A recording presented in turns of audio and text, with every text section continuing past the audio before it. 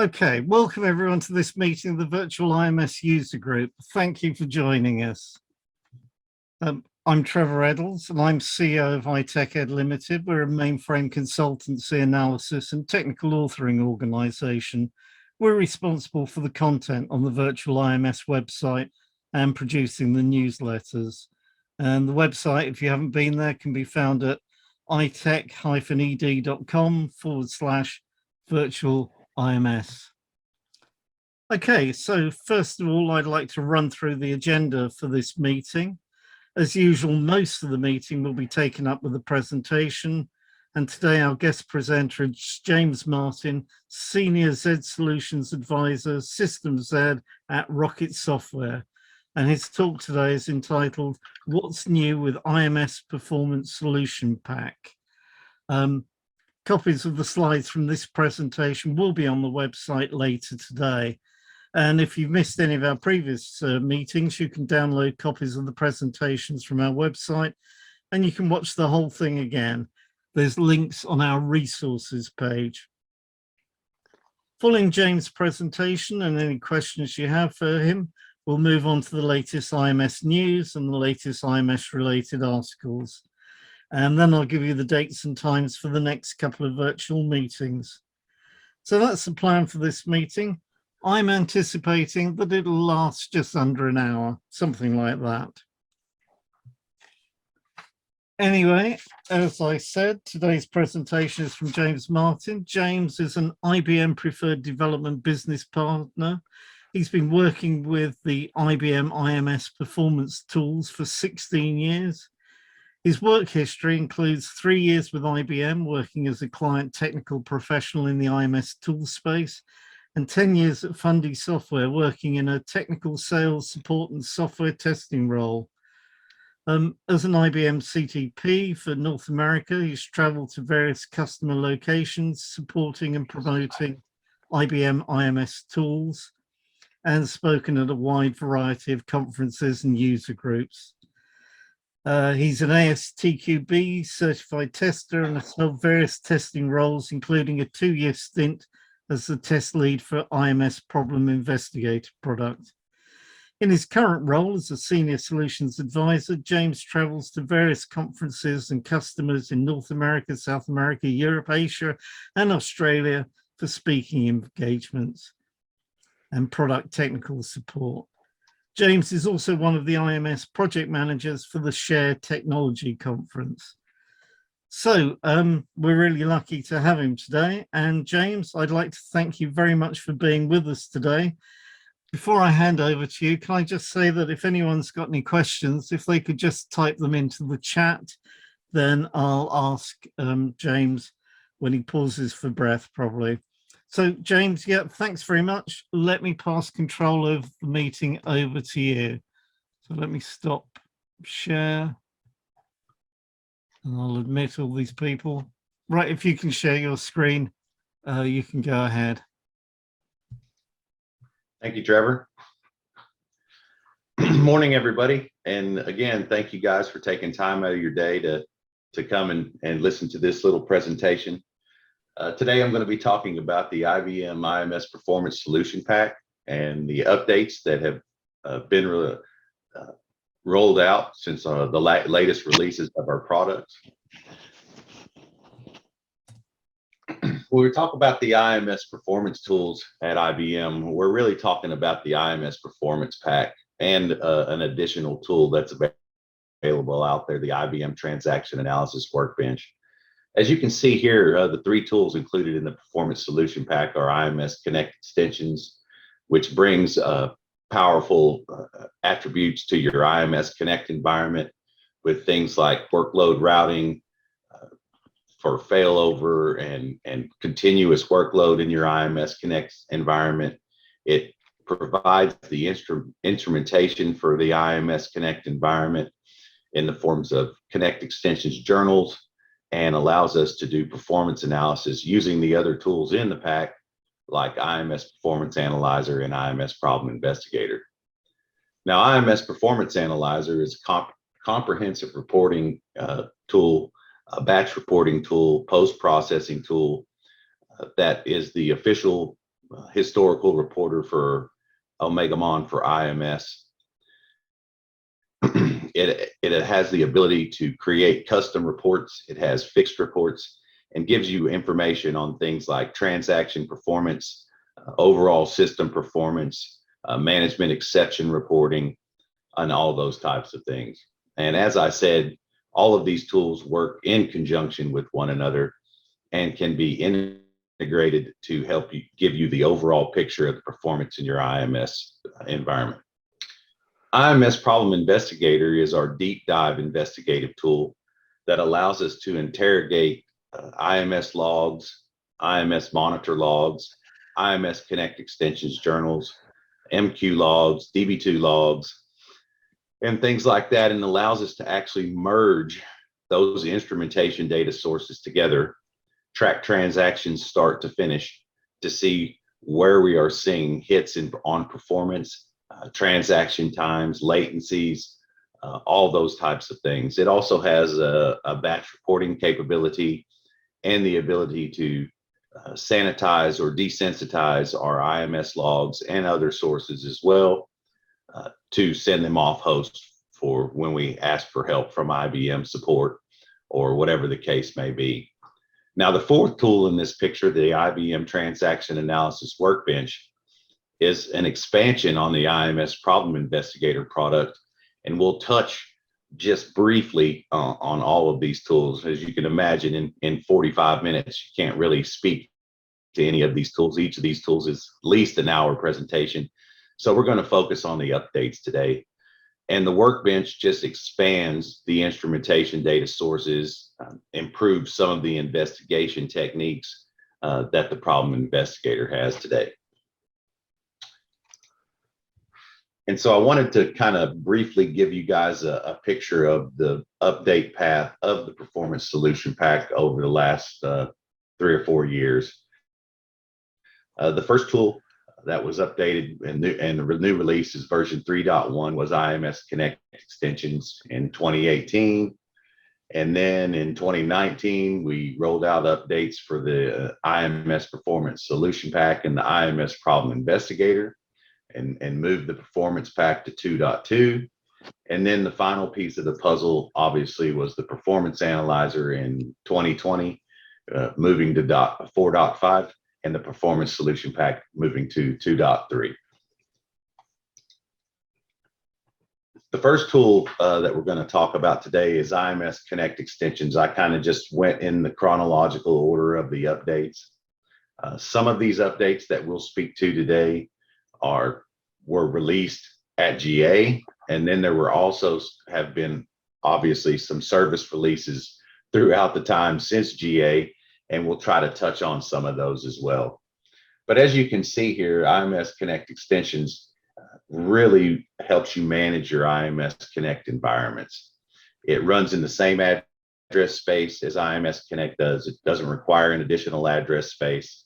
It comes up when Connect comes up, it goes down when Connect goes down.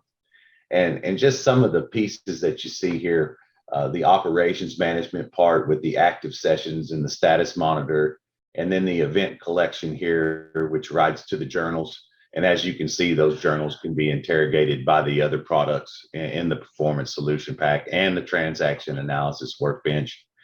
But probably one of the biggest pieces we're going to touch on today is a new feature in Connect Extensions, this IMS Connect Extensions feed, which actually allows us to stream near real-time data to analytics platforms that accept JSON lines.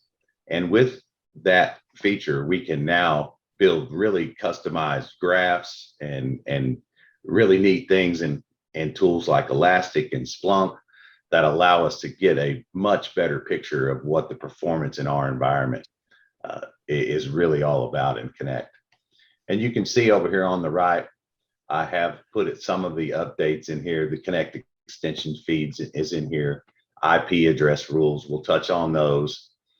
Socket and journal usage statistics, new and improved Rex automation samples, and the Rex automation client in the Connect Extensions has really been improved. We have provided more samples. We've added functionality that allows you to put day-to-day tasks in your IMS Connect environment into things like system automation, where we don't have to put fingers on the keyboard every time we want to do that. The OTMA and ODBM rules-based routing, which allows us to route our workloads, has been significantly improved as well, with things like wildcard routing, the ability to route workloads by IP address, block IP addresses, and things like that. Here I have another list of some of the latest features, some of the things that have been released in the service process. Again, the IP address rule and control event enhancements. And again, I've added links over here, so I don't have to talk extensively about these, but I have provided the links on the right-hand side for any of these updates that might be interesting to you. But some of the big ones is the enhanced IP address rules and the client certificate for authentication using the ATTLS certificates. That's kind of a really neat feature, which allows us to really route our workloads by IP address and limit what IP addresses can actually access our IMS environments, which is getting more and more important these days. So the first update I want to touch on is the ability to actually view and see journal and socket usage in our IMS Connect environments. Now, a lot of people might wonder why this is significant, but I'm here to tell you that understanding what percentage of the journal has been used, if we want to do a journal switch and things like that, some customers actually have a requirement to switch journals at a certain percentage, so they don't completely fill the journals. That's one of the reasons this was done. Most of these updates are seeing here today were done at customer requests, but probably the more significant one is the socket percentage, or the percentage of the sockets that are being used. Now, that percentage is actually a representation of what percentage of sockets are being used in your Connect environment with relation to your max socket setting or max sock setting. And we all know that if we peak out that max sock setting, we're going to stop our work flowing through our IMS Connect environment. So if we run out of sockets, we're in big trouble. So the ability to now view in the ISPF dialog and in the operations console information about socket usage is pretty significant. And moving forward, it's something that I always recommend to customers to keep an eye on, because I've seen more than one customer run into issues with reaching that max sock value. The second subject we'll speak to today is really the next couple of slides. We'll touch on some of the improvements to the Rex automation client. And the first update was the ability to suppress the switching of journals. And this was a direct customer requirement, actually. And we had a customer that had a journal switch that would occur at a specific time every day. And sometimes they wanted the ability to be able to suppress that journal switching, especially if the journal had just recently been switched. They were running into situations where they were having a journal being switched at a specific time every day, and a very low percentage of that journal had been used, 10% or so, because they had already just switched due to filling up the journal. Now, this is actually a sample Rex that can be put into system automation that will actually query the journal utilization value that I showed you on the previous slide, and return from that, and from the information it receives from that, it will decide whether it needs to switch that journal at a specific time or not. Therefore, allowing the customer not to have to worry about having to go in and manually do that process themselves. They can now query that information and execute whatever needs to happen based on the response. So, and that's a new sample that's actually provided in the product with the new Rex automation client. Also, as I touched on in the previous slide, the max sock value. Again, we provided a sample with the IMS Connect Extensions product that allows you to query the max SOC value, and based upon that max SOC value, take some action, whatever that action needs to be, right? We may need to close some active sessions to free up some sockets.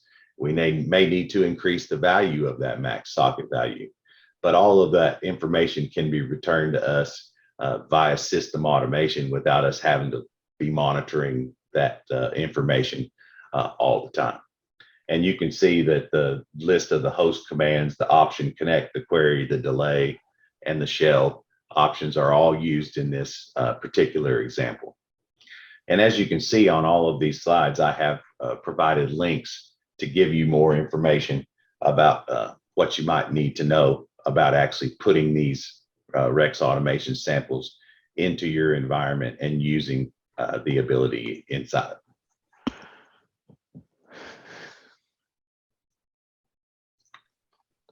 Now, as I said, we have added several more samples to the SAMP library in Connect Extensions.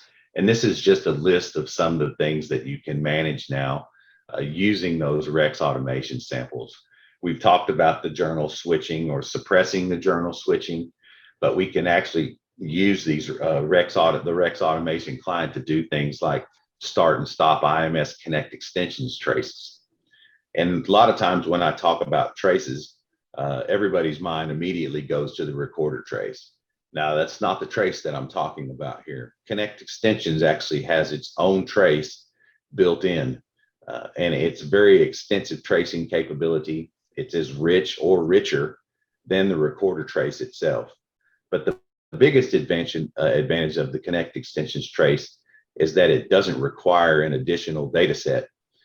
The recorder trace, you have to understand, well, how do I format that data set? How do I get it into Performance Analyzer or Problem Investigator?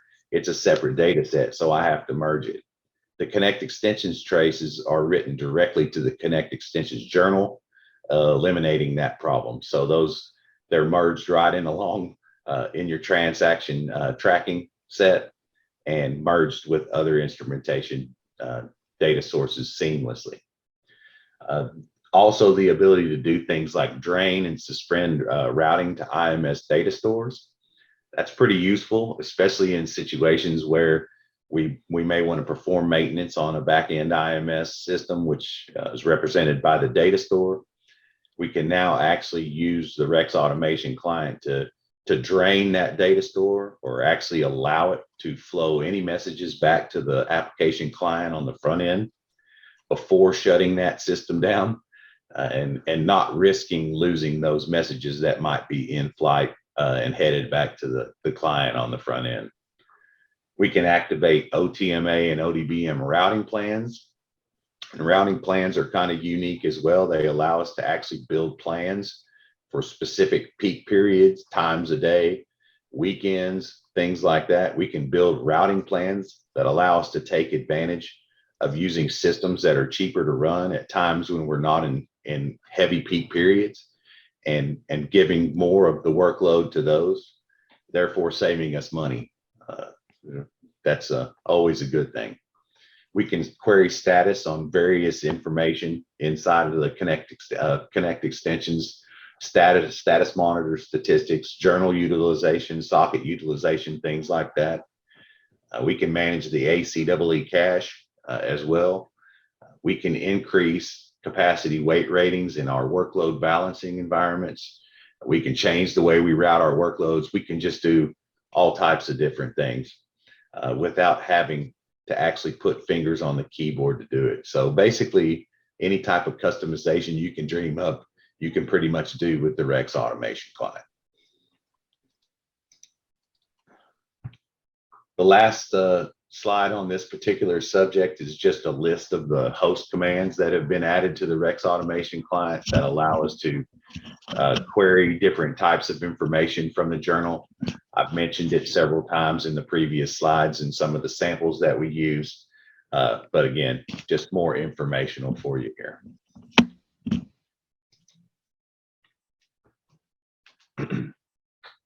One of the significant updates as well was being able to create workload rules or workload routing rules for specific IP addresses.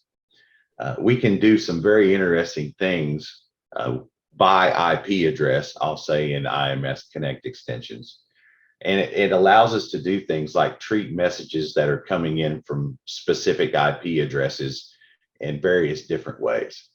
We can route that workload using our routing rules, for instance, to different IMS systems, or round robin to multiple IMS systems. We can set the trusted user flag in IMS Connect that allows us to bypass some of the password checking and things like that for certain IP addresses. We can block IP addresses altogether, denying them access to our IMS systems whatsoever. We can override user IDs. We can clear trusted user flags as well. One of the recent updates in IMS Connect Extensions actually that allows us to clear that trusted user flag and requires the next message that comes in from that particular IP address to go through the validation and password check process that most messages have to. And we can apply these rules to a single system, to a group of systems. We can use wildcard routing, all types of different things. But again, the ability to manage our workloads by IP addresses is becoming a more and more of a requirement these days with all of the workload that's coming in from off of Z these days and coming in through systems like IMS Connect.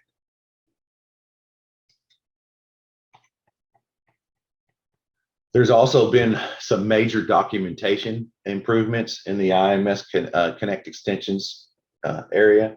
Again, I just put a link here. This is more informational for you customers out there that are looking for good documentation on how to set up things like OTMA workload routing, ODBM workload routing, just about any aspect of IMS Connect Extensions, the Rex automation client.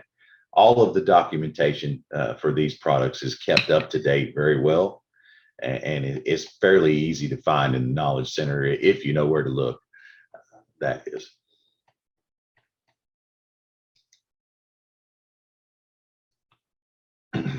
The next thing we're going to talk about is the IMS Connect Extensions feed, and this is an update to the product that is very exciting to me, very exciting to a lot of customers who've been asking for this type of thing for many, many years. And as I said before, it's a near real-time feed of the data that's coming out of your IMS Connect environment.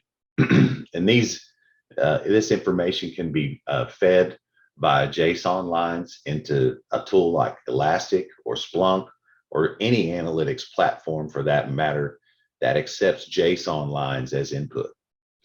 And what can you do with it? You can do a lot with it, but probably most importantly, you can chart, graph, and look at different aspects of your IMS Connect performance in a very nice visual graphics type of manner. And take it from someone who's been working with ISPF graphics for a long time as well. We have that in IMS Performance Analyzer and a couple of our other tools.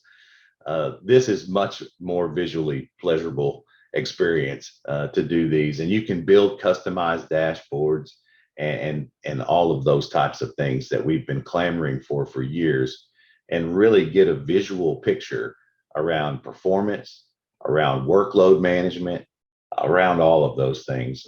Really, really nice. And you can see that it uses the IMS Connect Transaction Index.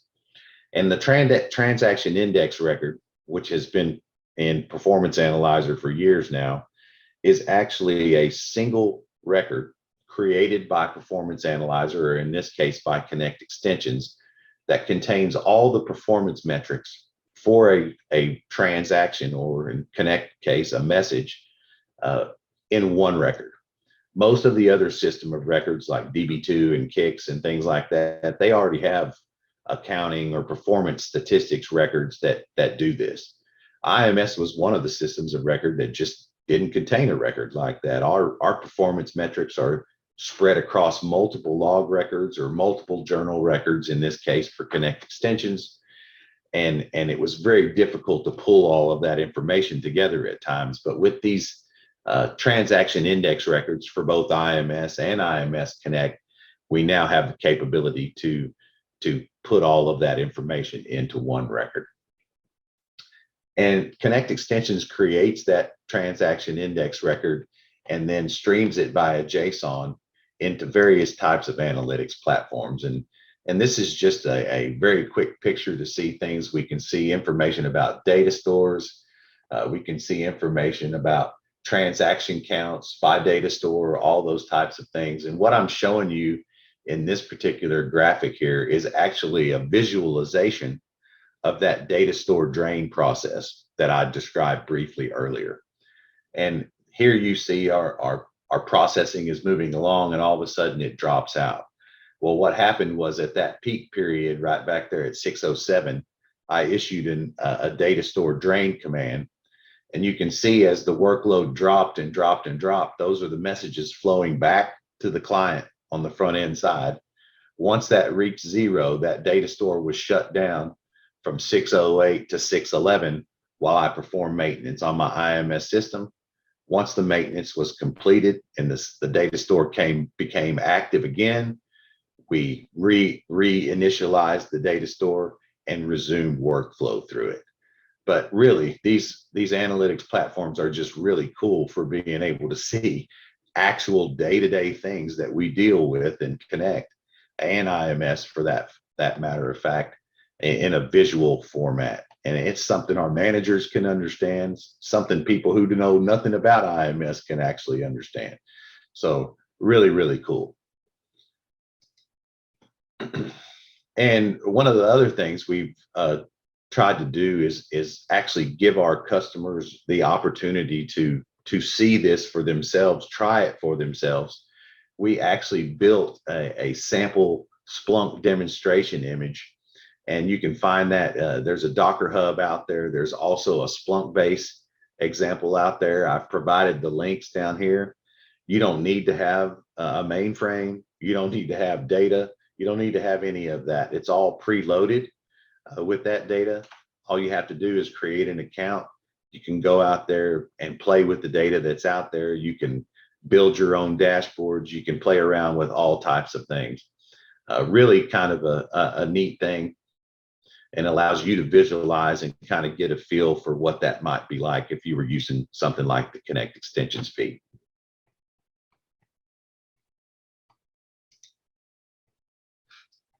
The next tool we're going to talk a little bit about is the IMS Problem Investigator, which was the next tool in the update list. The Problem Investigator, as I said, is the deep dive investigative tool. But when anytime I talk about the Problem Investigator these days, I always try to talk about the transaction analysis workbench a little bit as well. For all the customers out there that may not understand this, the transaction analysis workbench contains the entire Problem Investigator product in it. So if you're using the workbench, you have Problem Investigator. What the workbench does is expands upon the functionality, the way we do investigative processes with things like actual problem sessions, which allows us to actually save instrumentation data, cuts it out into PDS data sets, saves it into the session we're working on. We can relate that session to a problem ticket that we've got open and that we're working on. We can update that problem ticket with notes and history that we keep in the workbench, and we can leave and pick up our investigative session right where we left off. It saves all the information, any tags that we've built, any flags that we've put on particular log records. It's almost like, as my dad, who was in this business for a long time, used to say, it's almost like our Big Chief tablet, where we used to write everything down. The workbench now does all that writing down for us. Some of the updates that you see over here on the left, some support for fixed width columns and ISO 8601 timestamps when we're exporting into CSV. Currently, the Problem Investigator only exports into CSV. It does not stream JSON lines. The Workbench does stream JSON lines, so that's another difference. So if we're looking to export those performance information into things like Splunk and Elastic, the Workbench is definitely the tool that's going to do that. You can see that we can also have the ability using the scrub feature in the Problem Investigator to sensitize or desensitize instrumentation data sources such as the Connect Extensions journals, the IMS logs, the MQ logs, the CQ logs, and the Omegamon ATF or Application Trace Facility records as well. Some updates, various updates, and all of these products, as I talk through them, are current with their IMS support. They all support IMS version 15.3, which hasn't been out there for very long. And all of that. And you can see that the Problem Investigator takes all of these input sources, merges them together, can build batch reports, CSV files, and log extracts. And just an example, I talked a little bit about that Connect transaction index record. And here's a visualization for you guys to actually see what those Connect transaction index records contain in them a little bit. You can see they have program information, user ID, client IDs, the port that's being used, response times, what the sync level is, what kind of socket is being used, transaction versus persistent. All that type of information is contained in here. And the other neat thing about these index records is you can actually re-input them into PA for your batch reporting for transit or performance reports. And that can significantly cut the amount of time you spend doing performance reporting in the Performance Analyzer. In a lot of cases, I've seen it increase the speed of daily or weekly transit reports that customers run by up to 80–85%. And that's pretty significant. Some of the other support enhancements in Problem Investigator, tracking support enhancements we'll touch on first. We've improved the way that we track OTMA and ODBM workloads across IMS and IMS Connect using the journal. We've changed the fields that we actually look at in certain situations to actually enhance the way we track those. Because a lot of times, if you actually tracked some of these instrumentation data sources from the IMS side, you sometimes got some additional records from the Connect Extensions journals that weren't really pertinent to what you were looking at. So we kind of changed the way we did the tracking around that so that we could ensure that you get the instrumentation data records you need when you request them. We've also made some changes for the merged IMS Connect Extensions for asynchronous processing. The OTMA correlator is used instead of the previous field we used. And the result, it really is that only the Connect Extensions journal records related to the transaction that we're looking at are included. A lot of these were functional updates, as you can see. And we also updated the tracking changes for merged IMS and IMS MQ logs. We were really seeing a lot of MQ puts and gets that weren't related to the transaction at hand. And again, we modified the form field that we actually look at so that we could ensure that you were only getting the puts and the gets from the MQ log that were associated with the IMS transaction you were looking at. And I might add here again, where the Workbench goes up above and beyond a Problem Investigator. Here, the MQ logs are handy, but they're all just puts and gets. So you're seeing what's being put, what's being gotten, all of the performance and interesting information about MQs and SMF. And the Problem Investigator doesn't handle SMF records where the TAW or the Workbench does. Therefore, if you're a heavy MQ environment, I would suggest maybe taking a look at that product and seeing what it can offer you much more expansive and robust instrumentation data in MQ in the SMF records than is in the log. Some enhancements as well for log records. You can see we've enhanced the support for the split IMS hex 9904s. Those 9904s a lot of times would be split across workloads, and sometimes we could have some issues when we were running in batch in Problem Investigator, where those split records would be reported in different, actually as different transactions, where they're not really in different transactions. So we built the capability to actually merge those non-consecutive physical 9904 records and now display them in the transaction properly as they should have been from the jump. And now they can be merged and visible via the ISPF dialog and as input into the scrub utility as well. Another enhancement was support for Omegamon version 5.5, and it just really supported the enhancements to the ATF records that were made in that latest release. That's the next two bullet points there. And the RDLS header record formatting, we added support for that as well in this particular APAR as well.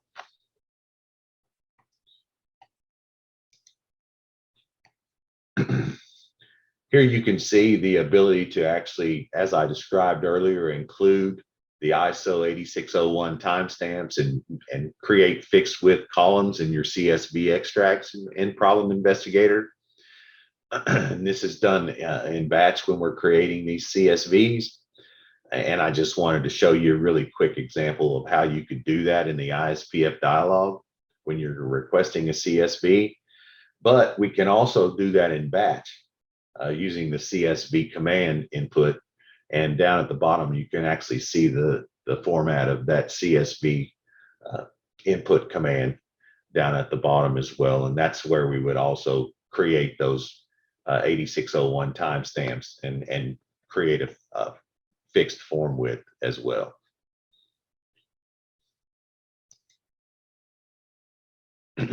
One of the other things that was mentioned in the first slide was the RDLS support in DBRC. If you're using automated file selection in the Problem Investigator, which means we're using DBRC to actually go out and find for a time period the data that we're trying to look at for the problem that we're working at. Some folks prefer to use SLIDs or secondary log data sets. And previous to this release, you could only use SLIDs in the Problem Investigator.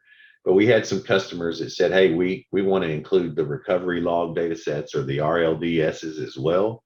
And so you can see in here in our IMS subsystem definitions, you can now choose to use RLDSs instead of SLIDs when doing automated file selection.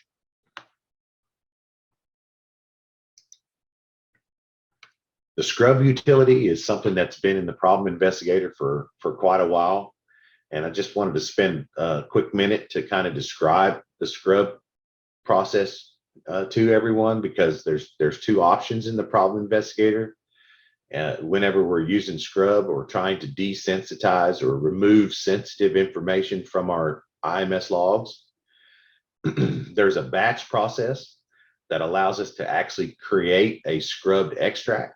And that's can be run as a batch request in the ISPF dialog, or you can build the JCL for it and run it anytime you want.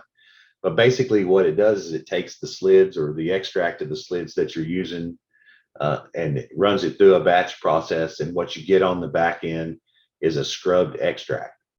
Now, the unique part about that is it doesn't change the actual original SLIDs or the extract at all. Creates a new extract that's scrubbed, and you can then send that scrubbed extract out to IBM or give it to your application teams who might need performance information out of that log, but may not be privy to seeing the sensitive information in things like the 50/50 undo redo data, things like that. Anyway, that's the batch process. But there's also a scrub exit provided by the Problem Investigator, that allows us to build a list of authorized users into an exit, link loaded into our PI load library, and that would allow only authorized users to see unscrubbed data in the ISPF dialog, or actually as they're doing an investigative analysis. For any users that were not on the authorized list, they would only see scrubbed data or desensitized data in the ISPF dialog in their investigative process. And as I said before, we've now enhanced the scrub to include these other data sources as well. Previously, it was strictly the IMS log, but now we can include Connect Extensions journals, MQ logs, CQS logs. If you're using Omegamon, the ATF or Application Trace Facility records can also be desensitized by the scrub utility as well. I've touched on the additional data sources that are supported by Transaction Analysis Workbench over IMS Problem Investigator. And this is just a slide to quickly bring you up to date with what expansion you can expect with a tool like Transaction Analysis Workbench. Over on the far left, you see the green column. Those are the instrumentation data sources that can be consumed by the Problem Investigator. The ones in the red columns are the expanded coverage in the Transaction Analysis Workbench. And you can see that for KICS, DB2, MQ, WAS, and ZOS, we have expanded the capabilities in TAW to include all of the SMF data types that you might need for performance investigation. It really, really enhances the experience over the Problem Investigator. And it's just nice, really, really nice to see that.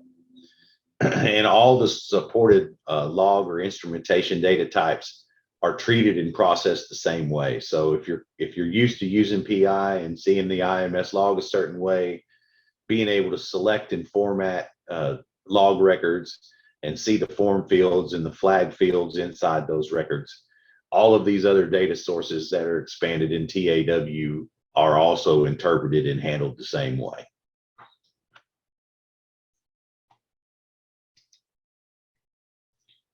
The last tool we're going to talk about is the IMS Performance Analyzer, probably the most significantly enhanced of the products in the latest release of the Performance Solution Pack. As you guys probably all know, it's a comprehensive batch reporting tool for the IMS log, IMS monitor and traces, IMS Connect via the Connect Extensions journal. And as you can see in the diagram on the right, we have the ability to take the input from these instrumentation data sources, define systems, build report forms that allow us to actually customize the reports that we're seeing around performance. We see the metrics that we're interested in. We see them represented the way we want to see them represented. If we like milliseconds, we can see it that way. If we want to see it in representation of seconds, we can see it that way. Report sets allow us to run multiple reports with one pass of the data and get information about transaction performance, system performance, all those types of different types of information with one pass of the data. We also have built some new features into here. We like report filters is a real key one. We'll touch on that one here in a few minutes as well. And we have also the expectation, averages, object lists, everything that you're used to. A couple of things that I'll point out here: the CSV extract capability. PA's been able to build CSV extracts for years, and those extracts have been put into certain analytics platforms like Excel and some other things that accept CSV as input, and into DB2 tables. But I think this is the point I really want to touch on. Customers for a long time, for years now, have been saying, you know, you've been able to build CSVs for a long, long time, but we want to use the analytics engines like Splunk and Elastic that use JSON lines.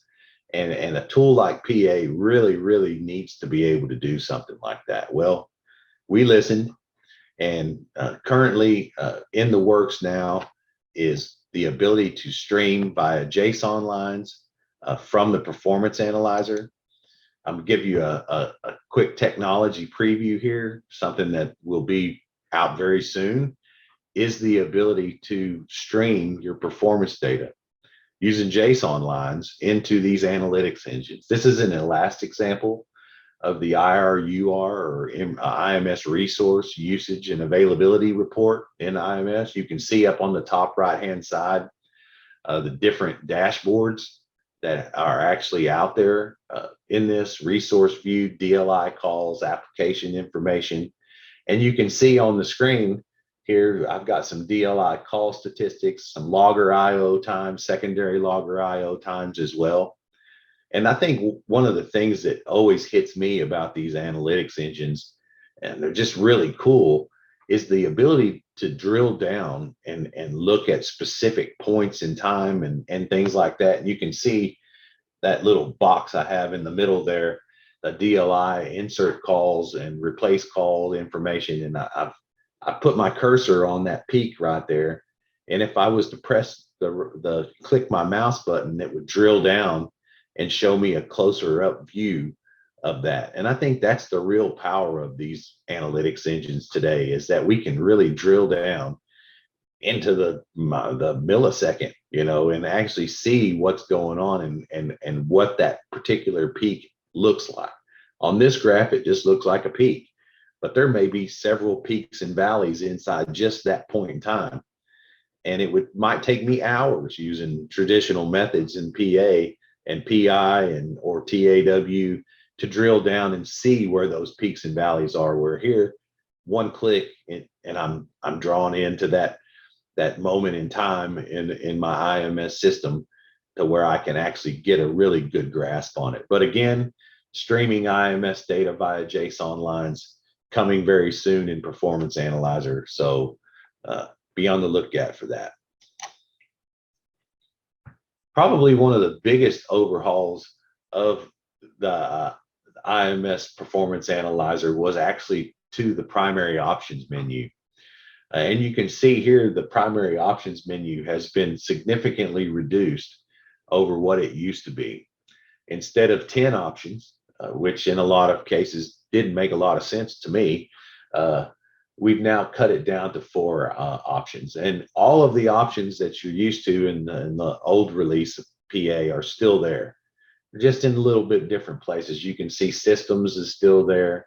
But this new option 4 controls, now contains all of the PA controls, filters, averages, object lists, distributions. But the filters is really kind of a key aspect to the Performance Analyzer update. It allows us to actually filter our report results based on certain criteria, similar to what we might do in Problem Investigator, building filters, but actually apply it to a report in this particular case and drill down from a big group of transactions or a lot of instrumentation data and quickly see information about specific points or specific transactions or specific aspects of transactions.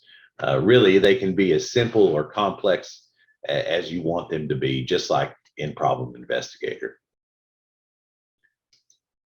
Some of the goals for the Performance Analyzer is increased adoption of the forms-based reporting, and that's the customized reporting in Performance Analyzer.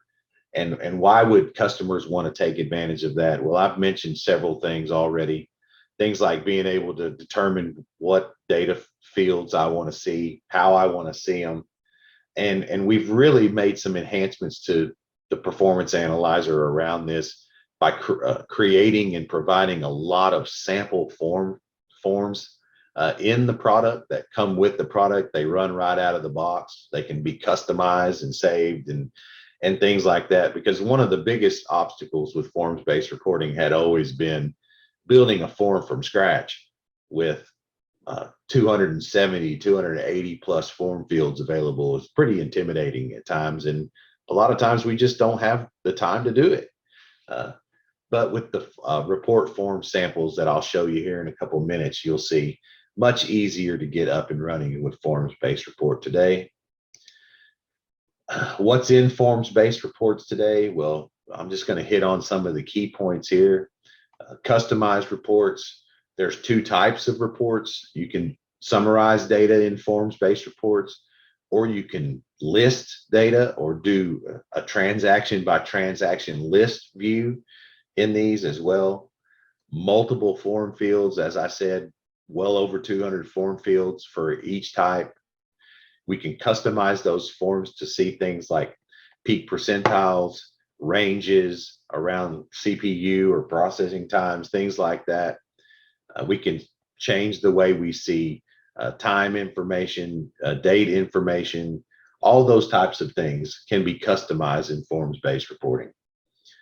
We can print those into SDSF, export them to DB2 tables, extract them to CSV, and coming soon, as I said, stream them via JSON lines into our analytics engines, which we're going to be really, really nice to be able to build some cool dashboards around those types of things.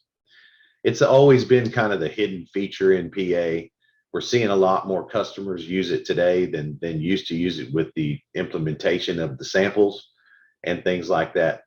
But again, just for your knowledge here. Some of the usability enhancements I've touched on as well. Report filters allows us to add a filter to any customized report we build.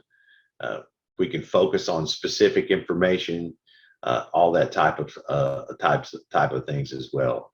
The field search capability is new as well. It allows us to search those form fields and look for specific aspects. If we're trying to build a report around CPU, we can type into the field search CPU, and it's going to bring back a list of all of the form fields I have available that have any type of relation to CPU or processing time or user ID or anything like that. It's almost like a Google search engine for forms fields when I'm working on forms-based reports.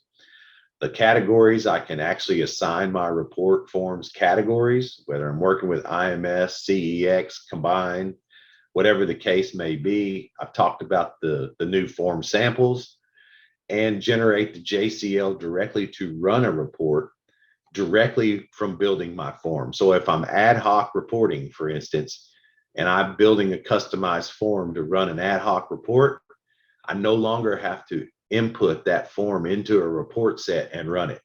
I can now submit that JCL directly from building the form and run my ad hoc report. Really a kind of a cool feature, because I always thought it was a pain to have to go plug that into a report set and run it from there. But now we give you the ability to actually run it directly from building the form. Here's an example of that. We could run it directly. Here's a report where we might input a filter information on this particular form as well, and apply a filter. In this condition, we're looking at a CPU time greater than 2 seconds as well. And I'll show you an example of a filter, or that filter as well. In the next slide, you can see here's an example of a report filter.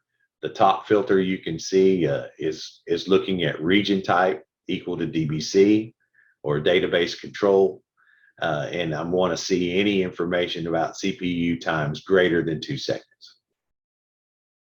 I can also do things in filtering, as you can see behind, is things like exclude certain types of information from reports as well.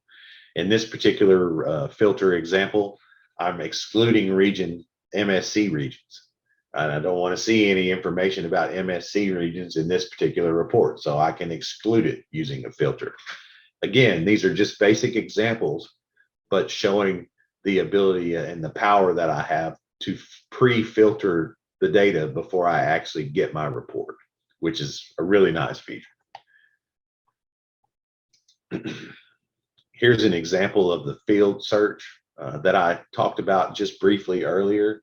Again, you can see here's the field search field for region, for data store, for ODBM, locking, sockets, CPU, just about anything you can think of. You can type it in the field search box, and PA is going to return all those fields to you that have any type of relation to what you're searching for.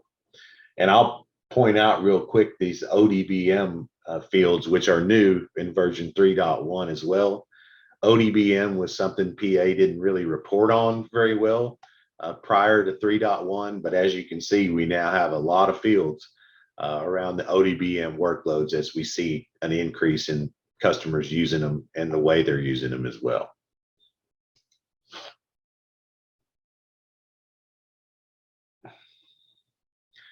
Here's a list of the new reporting fields. Oh, I don't like that. I apologize, guys. Apparently, somehow this got, I have to sit here and click all of these.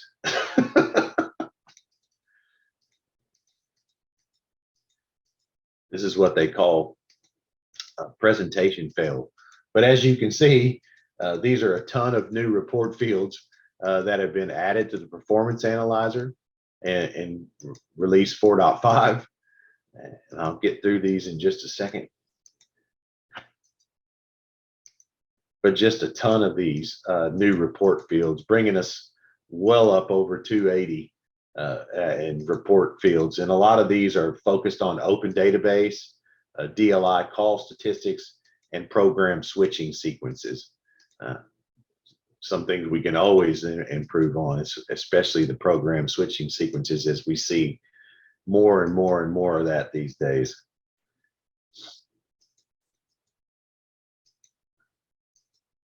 Oh man. I also talked about the sample report forms that we have created. Now, all the ones that you see highlighted in green here are new sample report forms. You can see a lot of report forms have been added around Connect workloads as well, but also around region histogram and things like that. What we tried to do with some of these report forms is take some of the favorite reports, fixed reports, I'll call them, non-forms based reports, and build forms to mimic what those reports do, because customers have been using those reports for years and years and years, back since the IMS PARS days. And we wanted to give them the ability to not have to try to build those forms on their own, but for us to include them in our sample reports as well. And this is an ever expanding list of sample report forms as well. We take these from customers who build neat forms. We build them ourselves around things that we work on day to day and stuff like that. Very useful. Here's an example of the field search again, and the ability to actually filter based upon the columns in our reports. You see I can filter on any of these columns at all, and this is a list of my report forms. I can filter by column, whether I'm looking for a name, a type, or a description. In any case, I can filter by those columns. I can also, again, produce or generate the JCL of any one of my report forms from my report form list instead of having to plug them into a report set. We've made some enhancements as well to the BMP checkpoint report, which provides an analysis of the BMP checkpoint frequency that can affect our online performance and system restartability. And the detailed list report, you can see the report update activity only. Instead of showing me all the information, I can get just update activity. And I can also look at average checkpoint frequencies, maximum, minimum values that allow me to better determine if I'm checkpointing enough. Am I checkpointing too frequently, not frequently enough, whatever the case may be, so that I can make adjustments in my BMP workloads to improve the performance around them. Something else new is the open database IMS Connect Transaction Index.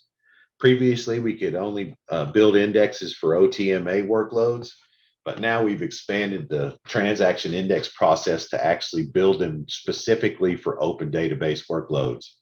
And you can see there's a little bit of a difference in these records, not a ton, but it's really nice to be able to see this for our ODBM workloads and understanding In Problem Investigator and Workbench, when we track an ODBM transaction, we get a ton of information about code points and server information, exchange attributes, all those types of things.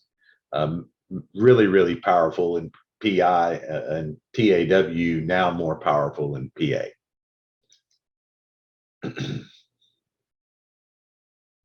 Again, a lot of open database form-based reporting fields, but I always include this slide to show you that at any time you're building a form in PA, there's a H or a help feature or line command that I can always use to get information about the form field I'm using or wanting to use or potentially wanting to use.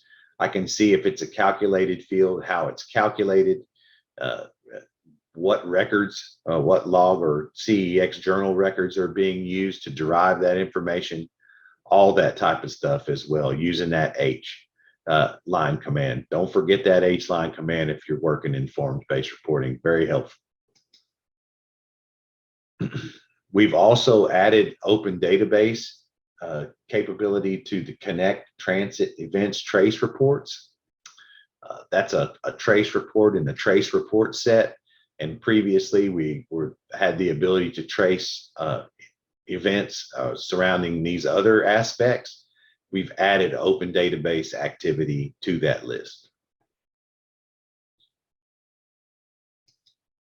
I've also built you a slide here that allows you to have links both in Marketplace and the Knowledge Center around all of these performance tools in the Performance Solution Pack and the Transaction Analysis Workbench. Again, informational for you guys, but I wanted to make sure you knew where to find the information if you needed it. I've also built a slide where you can find more information about things like tool support for version 15, new tool functions, product documentation. The IBM Media Center has a wealth of videos that you can actually go and see examples of tools like PA and PI and Connect Extensions and some of the way they're used, new IMS functions, all of those types of things. And with that, I'll say thank you in multiple different languages because you just never know who you're going to have on calls listening to you speak. But I really appreciate the time you guys took to come to the IMS Virtual Users Group. This has always been a really great format, in my opinion, and I'm always honored whenever Trevor asks me to speak on this. I think this is one of the best IMS communities I've been a part of. So again, thank you for your time. And Trevor, I'll turn it back over to you. All right. Thank you very much. And thank you for your kind comments. If anyone's got any questions, if they want to type them into the chat now, we can get answers from James. I'll give you all a second or two to do that. Oh, and I forgot to mention the deck that I'll be providing for this meeting has expanded information on all the topics that you've seen. I know I was just able to touch on most of this stuff. I've added slides to the deck that I'll send to Trevor that he'll put on the website. It has much more information about a lot of the topics I spoke on today. Which is brilliant. Thanks for doing that, James. Yeah, we've got one person, Sven Twenke says, no question, just thank you very much, which is nice. Absolutely welcome. Yes, if anyone else has got. No. Oh, yes. Denise Jeffers says, sometimes our company blocks access to where the presentations are. Can we get an email of them? All right, that's probably a question for me. If you, all the presentations, the recordings are on YouTube, so you should be able to access them from somewhere else, I guess, when you're at home. The actual PDFs of the presentations, if you email me, I'll make sure I send it to you. I hope that helps. And I'll put my email address in the chat too, Denise. If you want to send me an email, I can send you the presentation directly. Oh, brilliant. That's great. Okay, I think because of the time we will move on. James, if you can stop sharing your screen, please, and I can share mine.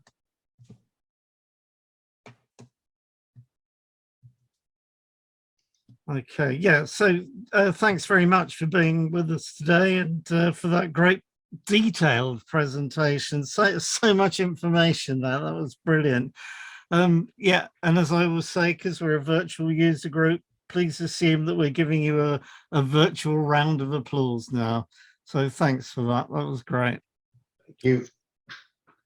Okay, moving on then. Here we are. As James mentioned, IBM has announced IMS version 15.3, which it says streamlines your journey to the cloud.